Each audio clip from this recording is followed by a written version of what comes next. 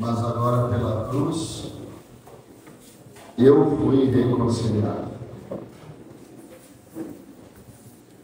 Eu e você estávamos condenados. Sabe o que é isso?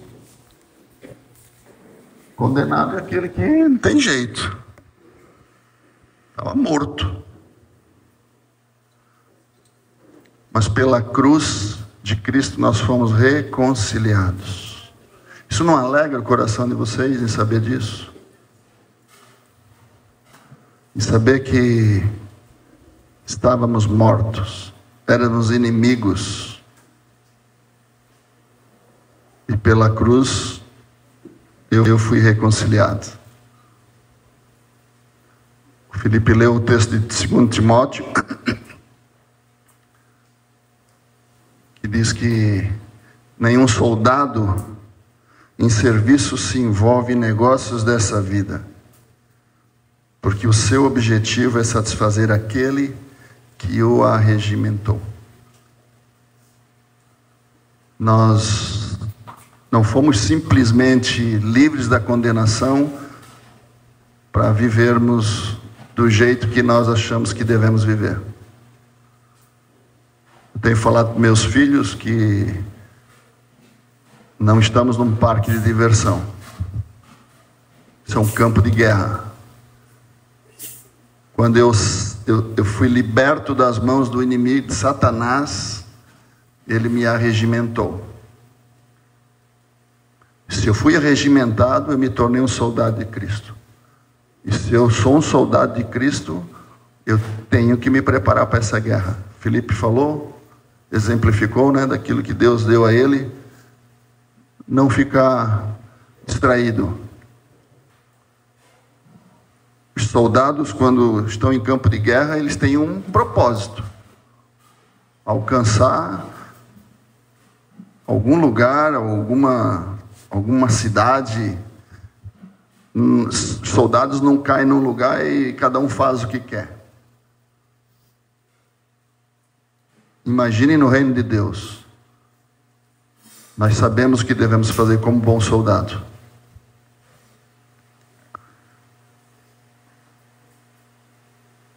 Um versículo antes diz: participa dos meus sofrimentos como bom soldado de Cristo. Então tem sofrimento. Eu preciso desempenhar essa minha função de soldado. Aí eu penso, o que o Tarcísio está fazendo como um bom soldado de Cristo? O que eu tenho feito para aquele que me arregimentou, para aquele que me descondenou, me livrou da morte?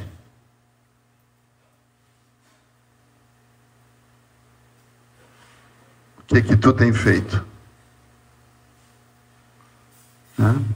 Para a gente pensar sobre isso. Há uma geração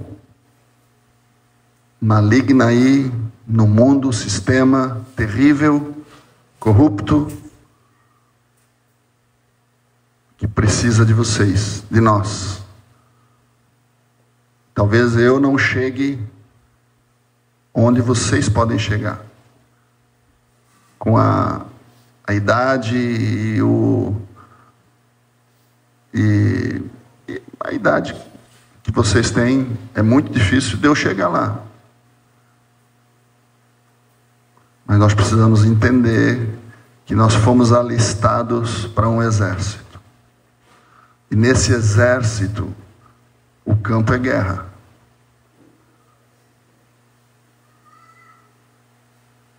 Então, pensemos nisso nesses dias, sobre o que eu estou fazendo. O que eu estou proposto a deixar para trás,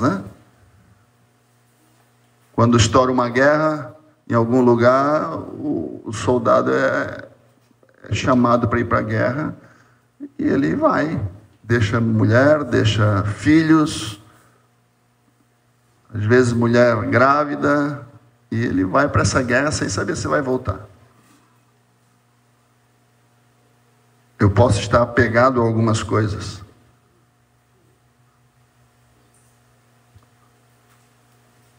Lembrei daquele texto onde alguém chegou para Jesus e falou: deixa-me primeiro enterrar meu pai. Deixa-me primeiro eu me despedir da minha família. São coisas lícitas, né? Mas o problema não era aquilo. O problema era, primeiro, eu quero fazer o que eu quero. E o que pode estar no meu coração? Qual é o deixa-me que pode estar aqui? Eu quero servir a Deus, mas deixa-me primeiro terminar minha faculdade. Mas deixa-me primeiro eu casar. Qual é o deixa-me que pode estar no nosso coração?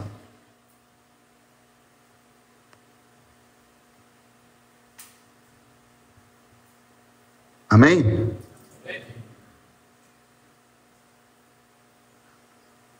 Uma apresentação aí, não? De repente, por estado. Fizeram? Então tá, eu não estava aqui. Marcos. O Felipe autorizou, mas ele também não estava aí ontem.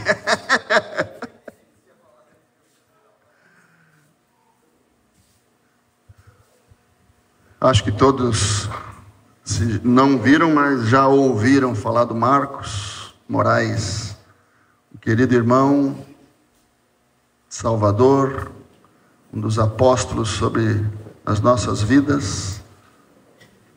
Ele tem um desejo no coração de compartilhar algo da parte de Deus.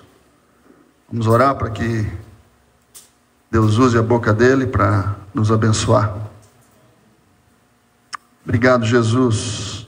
Seja teu nome louvado e exaltado aqui. Derrama, Senhor, da tua graça, de teus dons sobre a vida do Marcos. Põe nele, Senhor, a tua palavra. Ajuda ele, Senhor, para que possamos, Senhor, absorver o máximo que o Senhor tem para nos falar. Nós, em nome de Jesus, queremos abençoar a vida do Marcos. Amém, Senhor. Amém.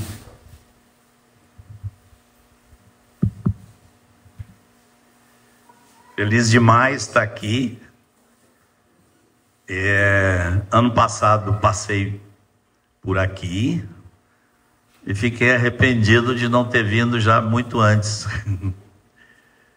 Eu fui muito abençoado pelo Senhor na passagem por aqui, vendo a fé dos irmãos, vendo muitos com muita sede, disposição, e foi uma bênção para mim, de maneira que quando me convidaram para voltar, eu digo, é para já. Fiquei muito feliz com esse convite. Estamos aqui, assim, em fraqueza, posso nada, sei pouco, e não sei falar direito, e fico feliz com isso, porque o poder de Deus se aperfeiçoa na fraqueza. Então minha fraqueza me alegra, e estou aprendendo aí com Paulo, que quando sou fraco é que sou forte. Queria fazer um desafio para vocês aqui hoje. Eu perguntei para Irineu disse que vocês não têm esse costume. Alguns de vocês eu estou vendo que estão anotando com um caderninho. Tem gente que às vezes anota no celular, né? Queria fazer um desafio para vocês. A gente já praticou isso em vários lugares. Os irmãos irem anotando, em sequência, e depois, em algum momento, a gente ter um tempo, talvez na próxima reunião, para cada um levantar e dizer o que mais lhe marcou, o que mais lhe falou. E tentando fazer isso em sequência, na mesma sequência que a palavra foi compartilhada. Amém? Encara o desafio? Vamos nessa? Cadê minha Bíblia? Está aqui.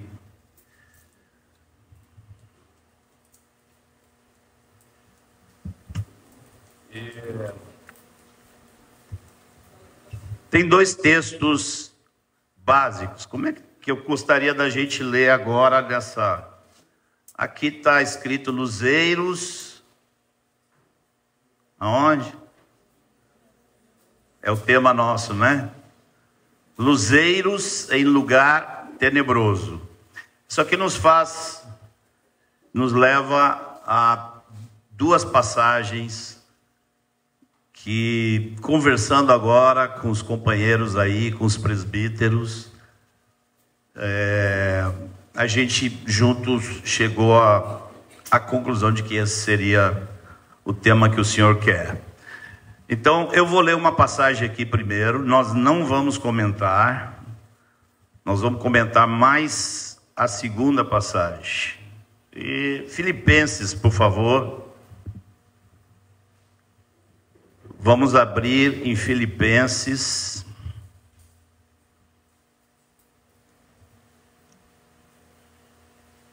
Nós vamos ler desde o versículo 12, tá? Vou fazer um esforço aqui, porque quando eu fico lendo eu já quero dizer alguma coisa que está no texto. Vou fazer um esforço para deixar para o fim, para a gente primeiro analisar o outro texto e depois voltar para cá. Mas vou colocar nossa atenção nessa leitura, tá bom? Filipenses 2.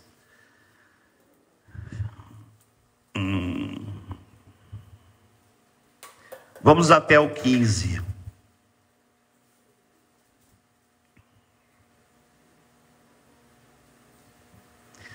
Ok?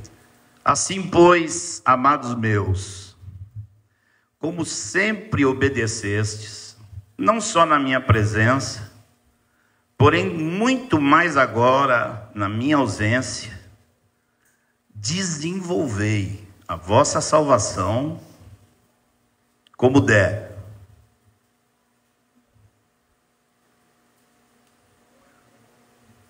Tinha que ter um resmungo maior. Tinha que dizer, não, Senhor, não é isso.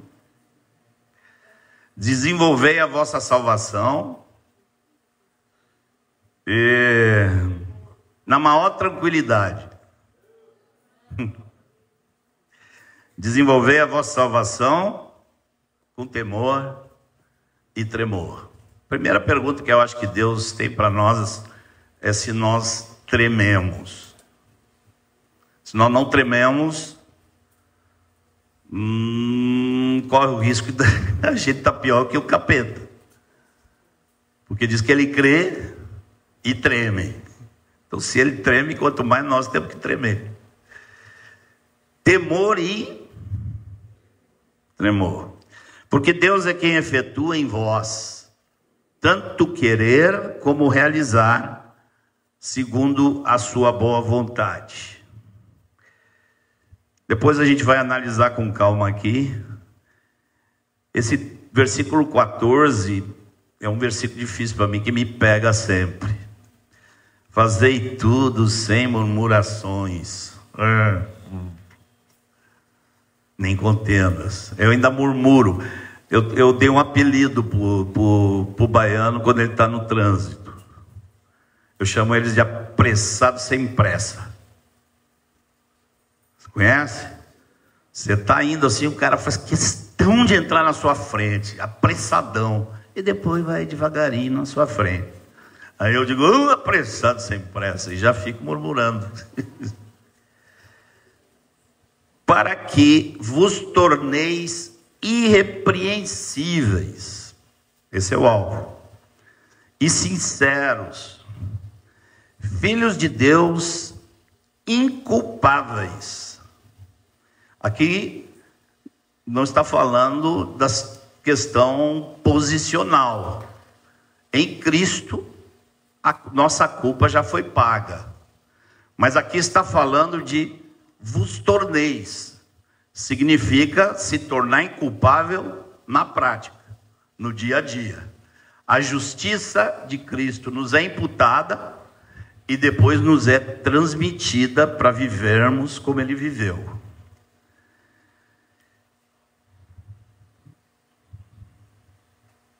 Onde é que eu parei? Inculpáveis, no meio de uma geração pervertida e corrupta. Essa expressão aqui eu vou comentar um pouquinho já.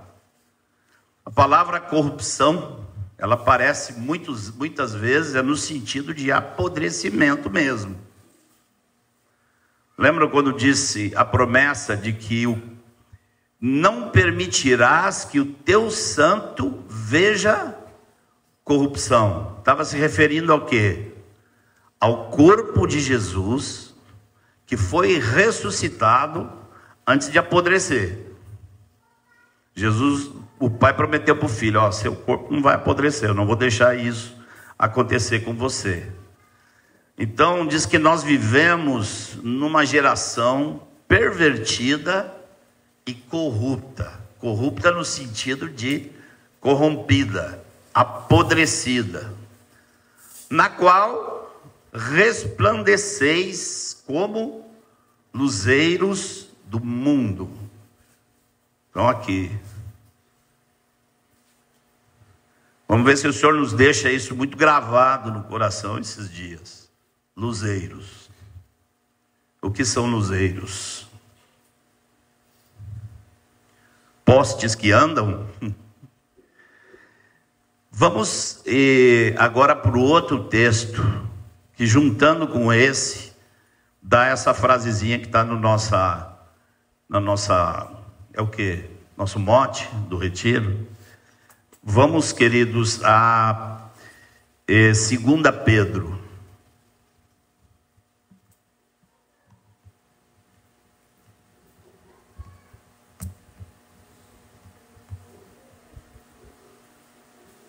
Não estranhe que eu fico nesse tira e bota de óculos, né?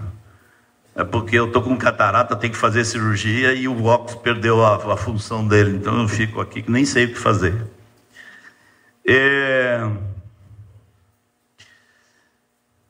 Em algum momento esperamos que o Senhor nos dê a oportunidade da gente dar uma olhada em 1 Pedro, do versículo 3 até o 11. Mas agora de tarde vamos tentar fugir desse texto. Vamos dar um pulo direto para o versículo 16.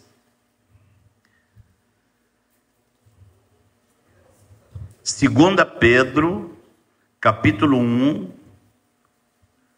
nós vamos ler do versículo 16 em diante.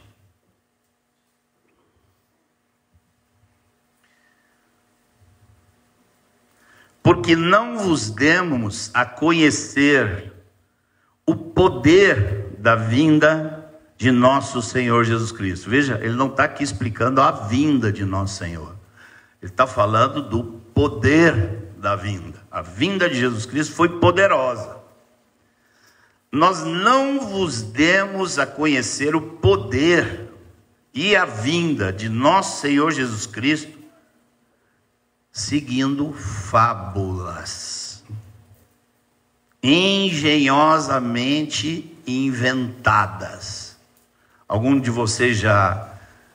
Todos vocês já tiveram algum contato com as fábulas da mitologia grega, né? É invenção que não acaba mais. E Pedro está dizendo: ó, nós não somos igual a essa gente aí que está inventando fábula, não. Mas nós mesmos fomos testemunhas oculares da sua majestade. Quando foi que eles viram pela primeira vez a majestade de Cristo? Foi no Monte da Transfiguração. Quando Jesus foi transfigurado, aparece Moisés, aparece Elias, e Jesus é transfigurado. A gente tem isso em detalhe lá em Mateus 17, né? Pois ele recebeu da parte de Deus Pai, honra e glória, quando pela glória excelsa lhe foi enviada a seguinte voz: este é meu filho amado, em quem me comprazo. Eu não creio aqui que está se referindo ao batismo de Jesus. Porque no batismo de Jesus não deu para ver essa majestade toda. Agora no monte da transfiguração, sim. Aí o Pedro fica todo entusiasmado, acho que vocês lembram, né? Aí vamos fazer 3 tendas, uma para você, outra para Moisés e outra para Elias. Quer dizer, a nossa fé é a lei, os profetas e Jesus. E o pai vem lá de cima com a nuvem e diz: cala a boca, Pedro, não fala bobagem. Não põe a lei e os profetas no nível do meu filho. Ele não disse assim, mas era isso que ele estava comunicando, né? Aquele grito lá: este é meu filho amado, a ele ouvi. Ou seja, ele vai interpretar a lei, ele vai interpretar os profetas, vocês ouçam a ele. Ora, aqui o versículo 18 está confirmando que é na transfiguração, né? Ora, esta voz vinda do céu, nós ouvimos quando estávamos com ele no Monte Santo. Agora, veja o que Pedro vai dizer aqui, e vamos, a partir daqui, procurar ver se a nossa mente, a mente de todos nós, é parecida. Quem tem mais de 20 anos aqui? Metade, quer dizer, metade é menos de 20. Quem está acima dos 25? Quem está acima dos 30? Diminuiu. Quem está quase com 70? Só eu.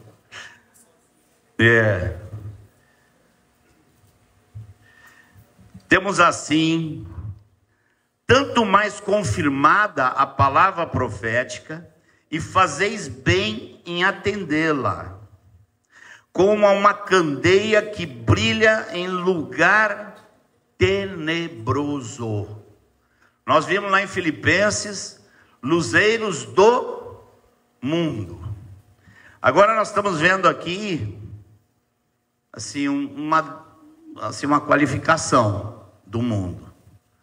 E aqui fala tenebroso. Pergunta que eu faço: você vê o mundo assim?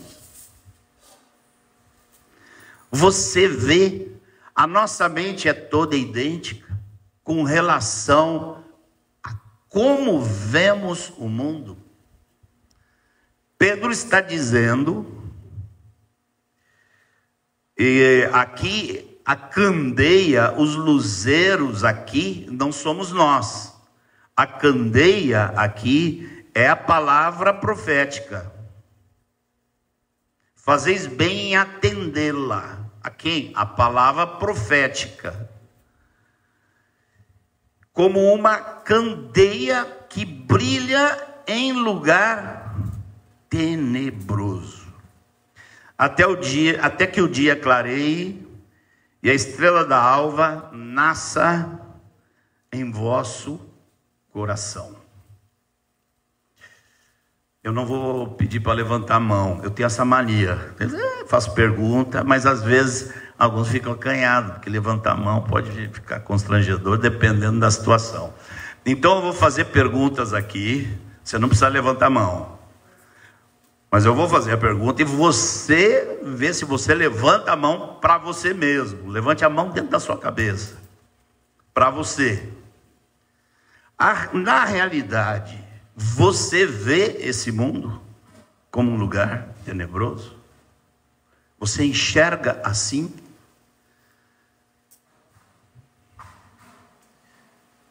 Eu agora no carnaval fui convidado para compartilhar num retiro de jovens lá em Salvador. Era um retiro só de um bloco lá, de uma região da cidade. Era um retiro de solteiros, assim mais ou menos como esse aqui. E o tema do retiro era servindo a nossa geração. Então eu já cheguei lá sentindo a necessidade de me explicar, porque eu não sou da geração de vocês. Aí tipo assim, servindo a nossa geração, e trazem um velho de 70 anos para dizer como é que serve a nossa geração. Como é que é isso?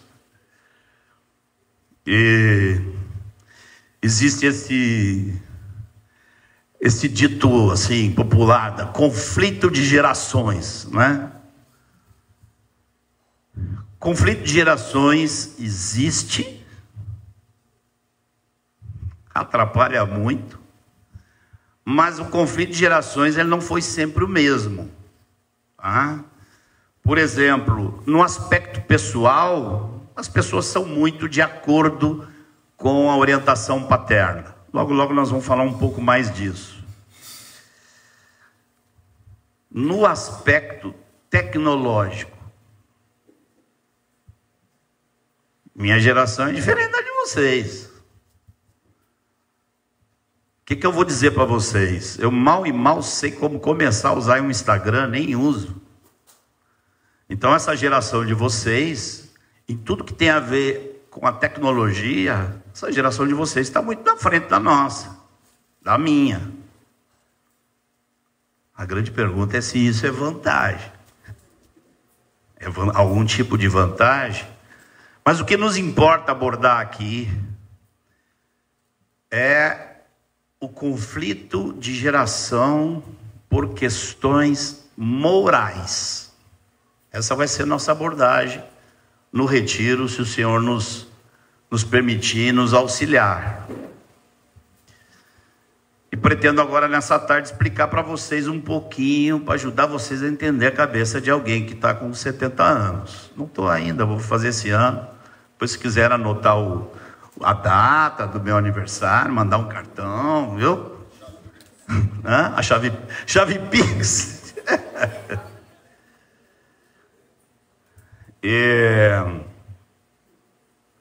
Como é que eu vou explicar para vocês?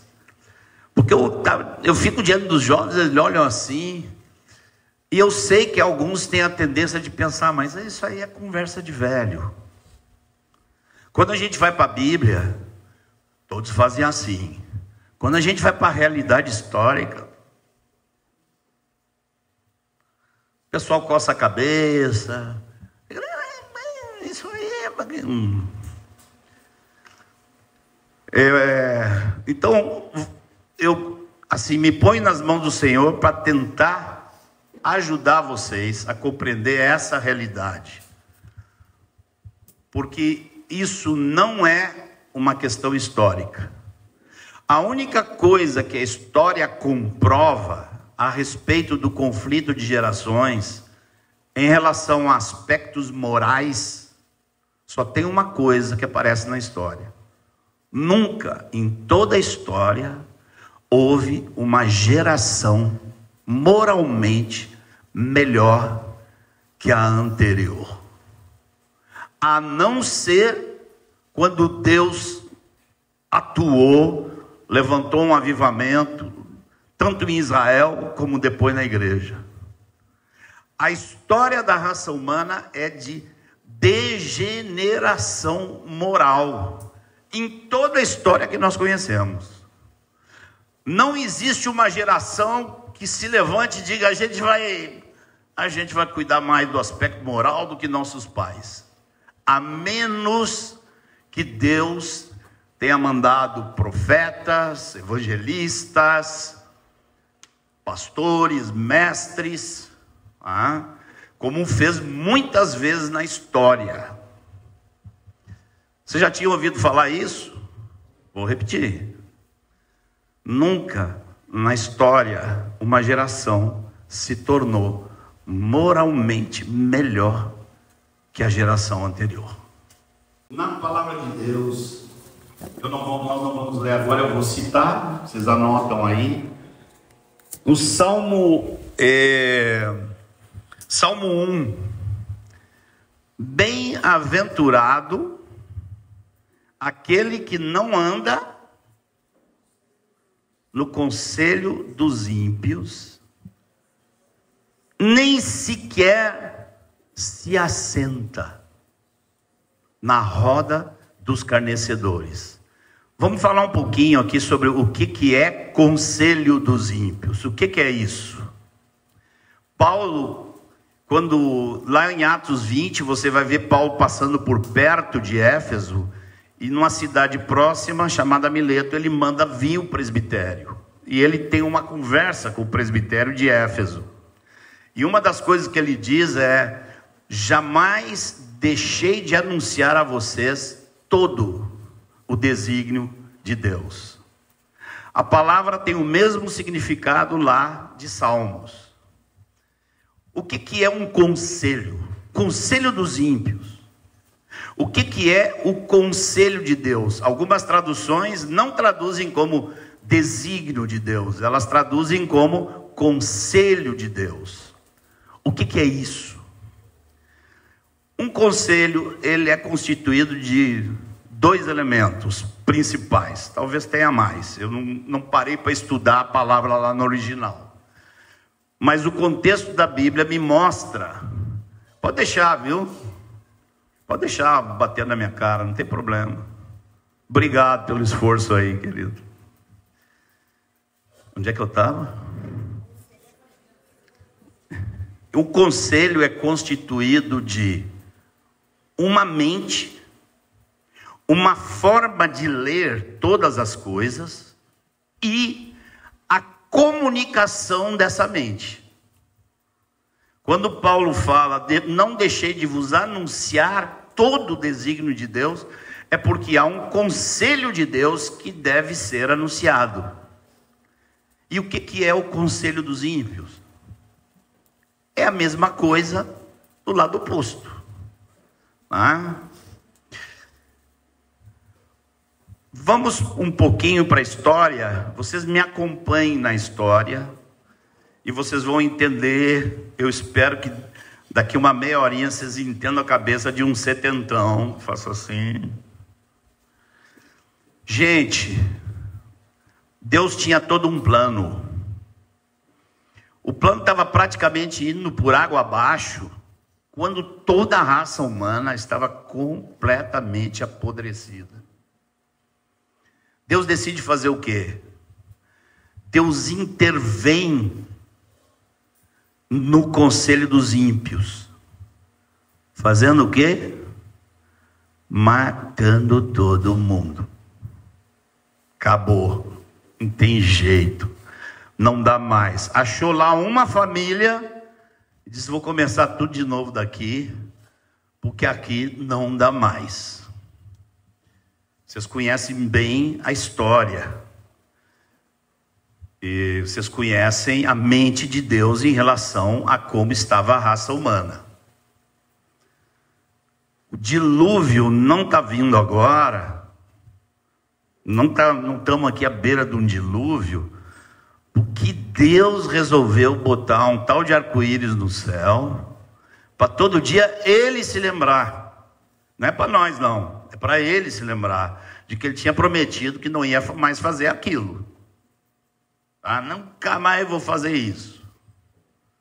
Não significa que a nossa situação não está igual ou pior a daquela geração. Eu penso que pior. Ao final vocês me digam o que vocês acham.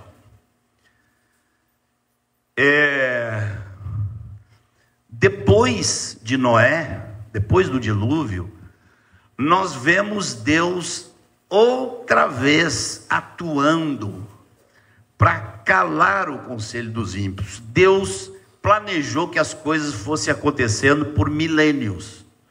Só que quando a perversidade cresce muito, Deus vai lá e Sodoma e Gomorra. Deus diz assim: esse negócio vai espalhar pela terra toda, não tem jeito. Então você vê como Deus atuou na história humana para restringir o conselho dos ímpios. Me veio uma pergunta à cabeça aqui, vamos ver quantos de vocês está bem ligado na Bíblia. Vocês lembram aqui quando Abraão mandou o servo procurar lá buscar uma noiva para Isaac? Lembra? Gênesis 24. Naquela conversa, Abraão mandou o servo botar a mão debaixo da coxa, porque era o costume deles, e fazer um juramento. Quem de vocês lembra qual era o juramento?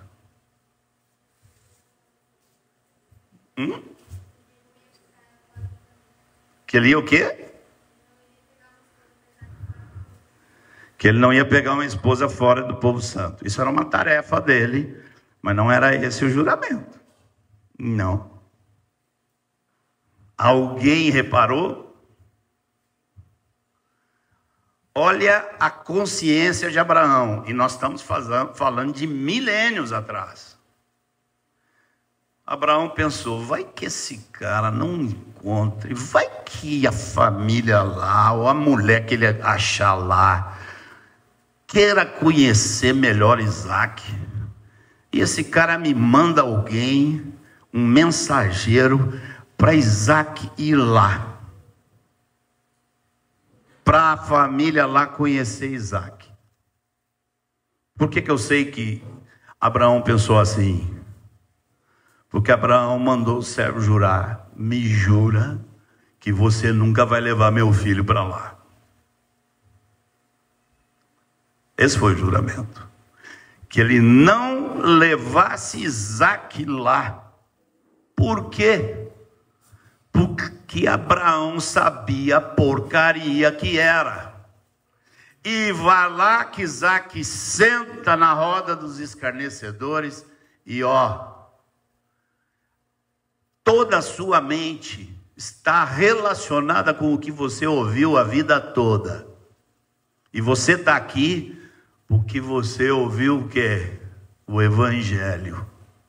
A fé vem pelo ouvir. E a corrupção vem pelo onde? Pelo ouvir. Ouvir o quê? O conselho dos ímpios. Deus foi restringindo. Vamos ver uma observação que Pedro faz. Na primeira carta dele, Pedro diz que não foi prata nem ouro, que fomos resgatados do fútil procedimento que vossos pais vos legaram. Imagina se vocês, a gente junta assim 20 jovens ou gente casada que quer ouvir o Evangelho e diga assim, olha, vocês têm um procedimento fútil, ruim, que vocês receberam dos pais de vocês. Essa palavra caberia hoje? A pessoa pergunta, você nem conhece meu pai? Está botando a culpa dos meus pecados no meu pai e na minha mãe? Como é que Pedro disse isso? Como é que Pedro escreveu isso? Simples demais, gente. Todo mundo vivia em família. Quem era pescador, era filho de pescador, neto de pescador, bisneto de pescador e assim por diante. As pessoas eram formadas dentro de casa. Pescadores, semeadores, cuidadores de ovelha. Os caras iam aprendendo o ofício na família. E o que a pessoa aprendia de pecado? O pecado que vinha do pai e da mãe. Deus resgatou vocês do fútil procedimento que vossos pais vos legaram. Eu não poderia dizer isso para ninguém hoje. Você herdou um fútil procedimento que teu pai e tua mãe te deram. Porque essa não é a verdade. Porque a realidade é outra. Lembrem, conselho tem a ver com comunicação. Na medida que Deus vai considerando que está se aproximando do fim, e no fim é a pior raça humana da história, Deus vai liberando a comunicação.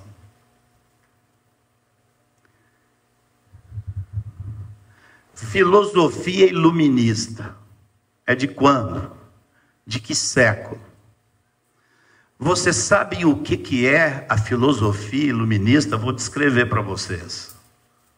É conversa de bêbado bem escrita. Isso é filosofia iluminista. A época da industrialização, o homem sai de casa, o homem estava no campo, aprendia o ofício com seus pais, vivia com seus pais, o que eles tinham de bom e o que eles tinham de ruim, eles aprendiam. O homem sai de casa e vai para uma fábrica, com 2.000 funcionários, onde ele vai aprender pecado. Do colega da indústria, que gosta de enxugar e arrasta ele. Do outro, que é um adúltero, e ensina ele a adulterar. Ou seja, na medida que o fim dos tempos foi chegando, Deus foi liberando a comunicação no mundo.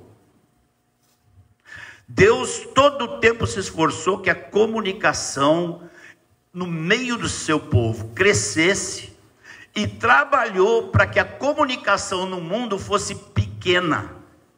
Quanto mais comunicação no mundo, mais podridão se aprende. Isso é um princípio. O que ocorre? Isto vai acelerando. Chega a época da constituição de escolas. O que ocorre? Mais comunicação do quê? Do conselho dos ímpios. E depois? Rádio. E a rádio. E dele ouvir besteira em novelas de rádio, imagina. E ali na década de 90, a gente pensou que tinha chegado ao ápice da porcaria com a televisão. Industrialização, escolas, rádio, televisão é a porcaria. E a televisão não era nada. Não era nada. A gente não imaginava uma tal de internet. A maior mestra da besta. Internet. E vá lá quem poderia pensar em redes sociais, onde gente que está trabalhando para perder a inteligência fica todo tempo. Eu não sabia disso, fiquei sabendo recentemente que me contaram. Diz que o cara abre lá no Instagram e fica.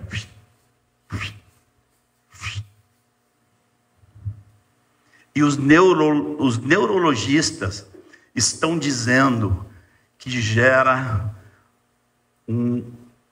qual é a palavra? O que produz no cérebro da pessoa? Deixa viciado igual cocaína. E que mais? Deixa a pessoa mais inteligente. Não existe nada mais emburrecedor do que isso aqui. Não existe nada mais limitador da inteligência. Eu li há mais de 10 anos um neurologista brasileiro dizendo que a composição do cérebro estava mudando. Porque as pessoas estavam deixando de usar a parte do cérebro que tem a ver com análise, que tem a ver com meditação, que tem a ver com assim, aprofundar o pensamento. As pessoas estavam deixando isso para ter, estava falando hoje com os pastores aí, nem conhecimento é. Na antiguidade, na Bíblia, você vê a diferença entre conhecimento e sabedoria. Os gregos eram cheios de conhecimento. Sabedoria zero. Porque a sabedoria, qual é o princípio da sabedoria? Temor do Senhor é o princípio da sabedoria. Então a sabedoria, para ter sabedoria, tem que vir de cima, do alto. Em Cristo Jesus estão escondidos todos os tesouros da sabedoria. Conhecimento é muito inferior. Aí um dos companheiros estava me dizendo, e hoje está todo mundo atrás de conhecimento. Não é verdade. Essa geração moderna está longe de ter conhecimento. Quando você fica ali, de um clique para o outro, de um vídeo para o outro, você não está recebendo conhecimento. Você está recebendo informação. Informação é algo muito inferior ao conhecimento. A informação correta pode te ajudar a ter conhecimento. E isso não nos faz nada diante de Deus, porque é necessário a sabedoria que Deus dá. Graças te dou, ó Pai, Senhor dos céus e da terra, porque escondeste essas coisas dos sábios e entendidos. Bote aí Platão, Sócrates, Aristóteles. Escondeste essas coisas e as revelaste aos pequeninos. Esse é o princípio da sabedoria, a revelação que vem do Espírito. Mas, gente, eu estou querendo aqui mostrar para vocês como esse processo acelerou. Há 20 anos, quando eu comecei a falar porque eu comecei a falar muito de conselho de Deus e conselho dos ímpios, quando eu vi que ninguém estava entendendo o porquê do homeschooling. O homeschooling tem a ver com isso. Porque as escolas fazem parte do processo de comunicação do conselho dos ímpios. E quando eu comecei a falar sobre isso, tem 20 anos. Meu filho mais velho, que esse ano vai fazer 46, na época eu estava com 25, 20 anos atrás, meu filho disse: pai, para de falar do teu tempo que você era jovem, não precisa mais. Eu tenho 25 anos e eu estou vendo a diferença de hoje para 5 anos atrás. Vocês já ouviram a história do sapo? Bota o sapo numa panela com água fervendo, o que ele faz? Bota ele numa aguinha boa, acende o fogo. Ele fica lá, vai esquentando, vai esquentando. Quando ferve, ele não tem mais energia nenhuma para fugir da panela. Isso é o que acontece com essa geração.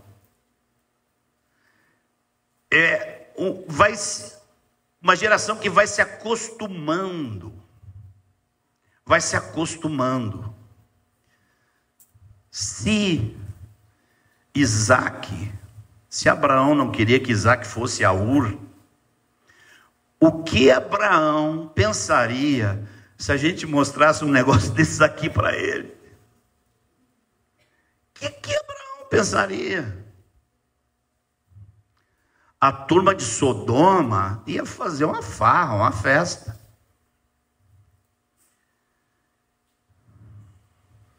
Consegui explicar a cabeça de um setentão? Alguma pergunta antes da gente voltar ao texto anterior? Quando ninguém pergunta, é porque todo mundo entendeu tudo ou ninguém entendeu nada.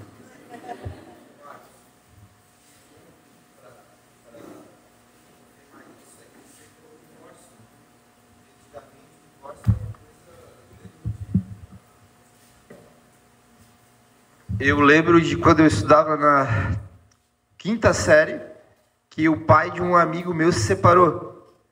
E a gente olhava e falava: nossa, o pai dele se separou, tadinho dele e tal, né? E hoje a gente vê outra realidade, né? É difícil você encontrar alguém que é casado hoje, né? Cada vez menos.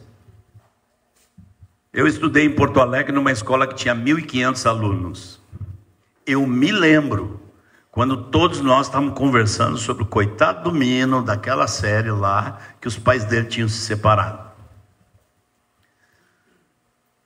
E estamos conscientes que esse mundo é tenebroso.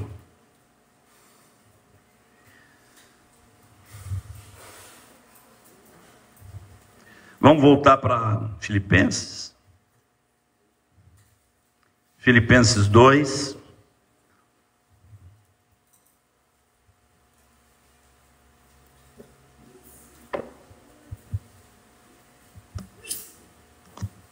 Estão anotando aí? Na reunião de noite, quem vai pregar é vocês. Vocês vão vir tudo aqui para frente, eu vou sentar aqui e vou ficar ouvindo vocês. Filipenses 2, versículo 12. Assim, pois, amados meus, como sempre obedecestes, não só na minha presença, porém muito mais agora na minha ausência. O que Paulo está dizendo aqui? Eu não sei se vocês não me obedeceram na minha presença para ficar numa boa comigo. E não é comigo que vocês têm que ficar numa boa. Vocês têm que ficar numa boa com aquele diante de quem vocês estão sempre presentes. Então, muito mais na minha ausência. E muito mais agora na minha ausência, desenvolvei a vossa salvação. Todos temos consciência de que a salvação não é assim. A salvação tem um desenvolvimento. E diz aqui: desenvolvei a vossa salvação. E como que para garantir que a turma ia? Com temor e tremor.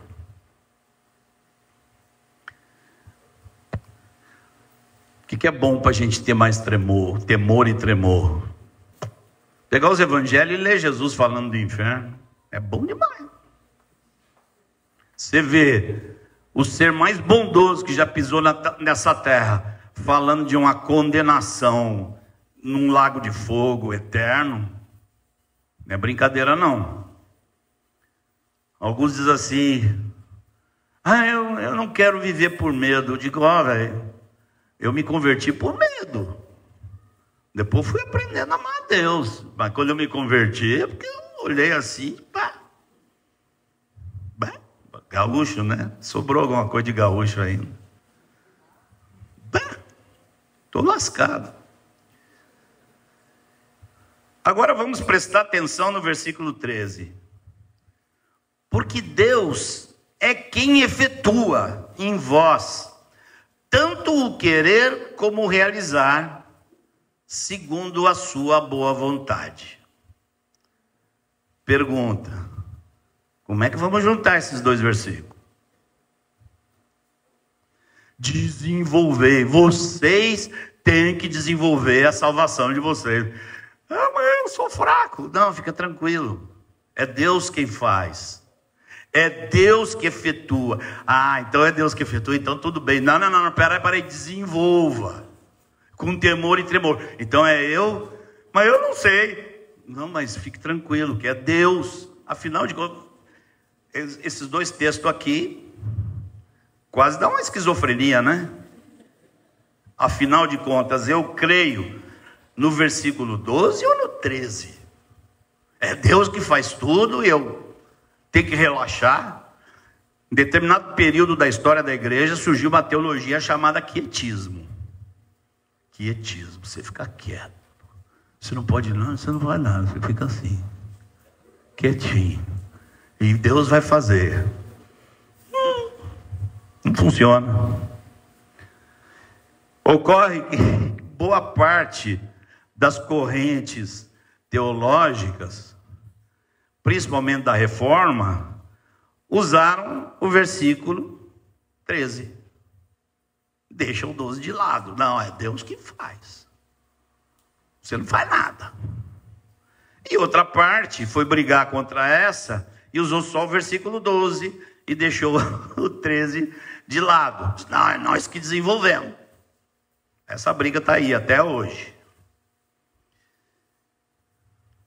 As duas coisas são escrituras. Eu me lembro, a melhor ilustração que eu já vi sobre isso, vendo o Ivan Baker pregar o evangelho. O Ivan Baker chegava assim, encostava, tem um cara vendendo fruta na praça, aquele monte de fruta bonita. O Ivan encostava e dizia: eu conheço seu sócio. O meu sócio? Eu não tenho sócio. Tem sim, eu conheço ele. Como que eu tenho sócio? Sim, porque você está vendendo fruta. O seu sócio é quem dá crescimento, quem faz a fruta nascer, é seu sócio. Assim é na nossa relação com Deus. Deus não quer dizer assim: eu vou fazer tudo, você não faz nada, e se eu tenho que fazer. Não, eu quero que você faça. Nós somos sócios de Deus na nossa salvação. Depois nós vamos ver um pouquinho melhor como é que isso funciona, tá? Nós não vamos colocar isso aqui hoje, agora, nessa reunião.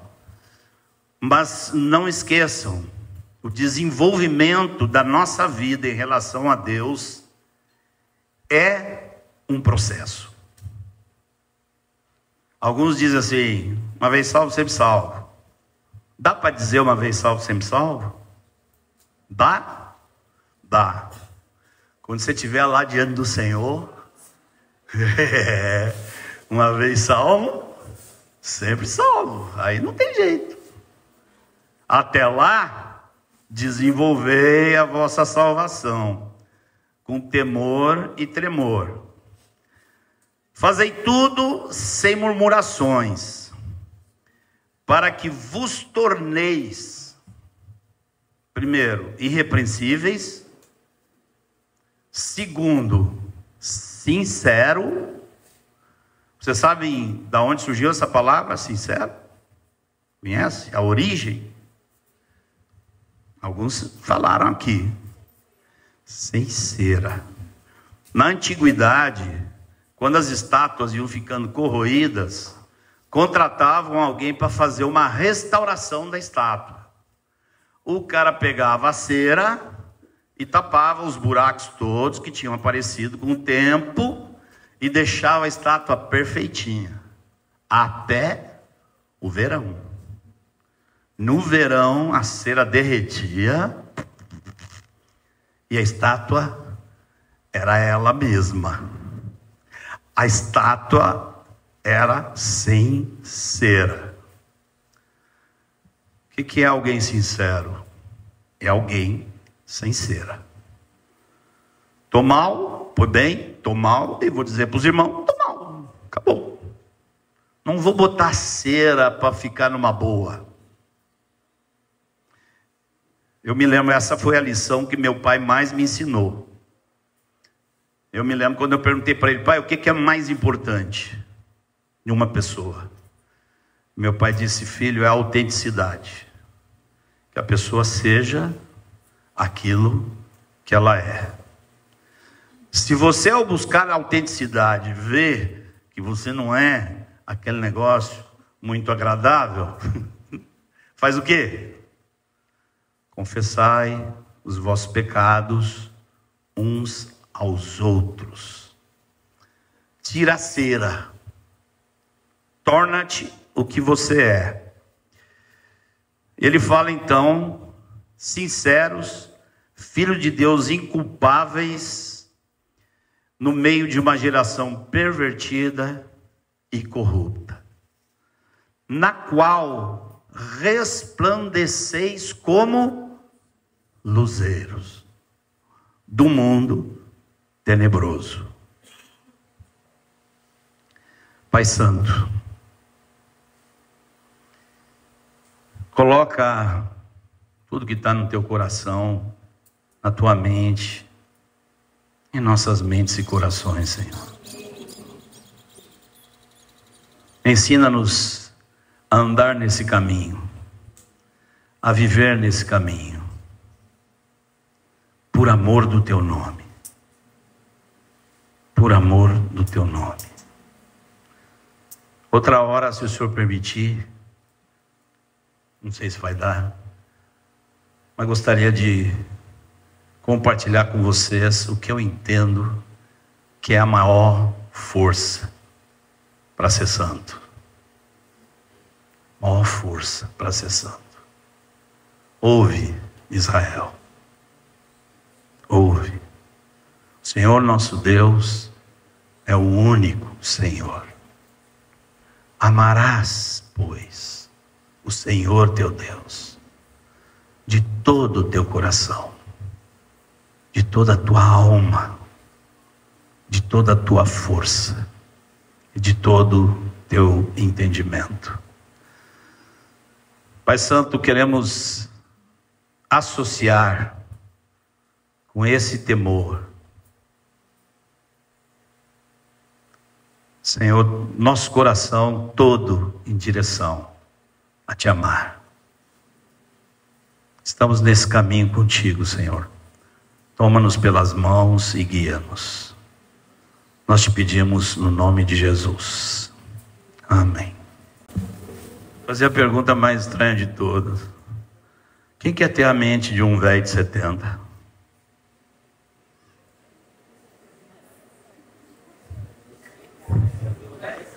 A palavra de Deus diz que nós temos a mente de Cristo. E um dos nomes dele é Ancião de Dias. Eu quero ter a mente de um homem de 2000 anos já. Assim é bom, né? Ter a mente do Senhor Deus. E nós podemos ter a mente de Cristo, né? A palavra fala que nós temos a mente de Cristo. Amados, é que o Senhor realmente nos ajude, né? Para que possamos lavar, né, a nossa mente, lavar os nossos corações, entender que o Senhor está cuidando de nós, né? O Senhor está nos abençoando. Quando o Senhor abre os nossos olhos, né? Para que a gente enxergue a condição que a gente está. Às vezes para alguém pode parecer desesperador, né? E quando nós contemplamos a nossa situação.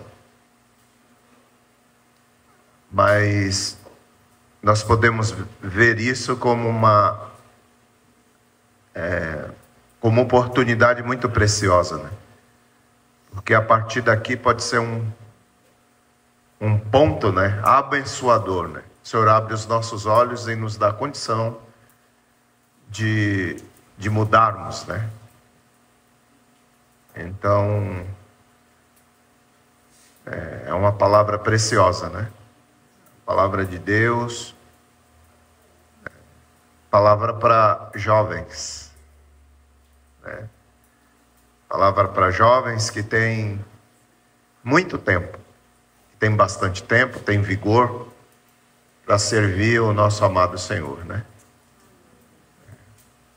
Para que a gente possa brilhar em lugares tenebrosos, né? Hoje pela manhã eu ouvi muito clamor, né, entre vocês, em oração, né? Me parece bastante jovens, parece uma multidão aqui, com desejo de agradar o Senhor, né? Agradar o nosso Deus. Ser despertados, ser cheios da graça do Senhor para poder agradá-lo. E o Senhor vai falando conosco, né? Abrindo os nossos olhos, nos animando, nos trazendo clareza daquilo que nos falta, para que a gente possa dar resposta, né, à bondade de Deus, dar resposta ao amor de Deus, né? E o Senhor é tão bondoso que Ele sabe das nossas debilidades e fraquezas, né? Aí nós recorremos a Ele. E o Senhor nos capacita, nos dá ferramenta, né? Nos abençoa com a sua palavra, mostra o lugarzinho que estamos, não para que a gente fique como uma punição, não é como uma punição, né? É o Senhor falando, né? Conosco, para que a gente saiba se identificar e seguir adiante, né? Não ficar parado, né? Amém, amados? O Senhor continue operando na vida de vocês, né?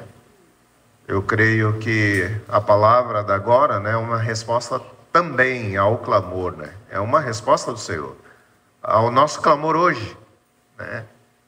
Nós clamamos: Senhor, nos capacita, Senhor, nos faça frutíferos, né? Nos dá a graça de cooperar com o teu propósito, coloca misericórdia, compaixão em nosso coração. Não foi a nossa oração de hoje, né? O Senhor fala conosco, né? Do desejo do coração dele para nós. Quer dizer, é um privilégio grandioso, majestoso que ele tem para as nossas vidas, né? O Senhor, ele deseja plenamente que nós coloquemos a mão na massa junto com ele, né? Ele está fazendo a obra, o Senhor está operando, né? E o Senhor está chamando todos nós, sem exceção. Aliás, ele não abre mão disso. O Senhor está chamando nós, sem exceção, nos dando o privilégio, né, de cooperarmos com ele na obra mais bendita e maravilhosa que ele está fazendo, né? E o Senhor está falando para nós hoje, né, que nós devemos, né, e ele nos capacita para isso, né? Devemos brilhar como luzeiros em lugares tenebrosos. Amém, queridos? Aleluia.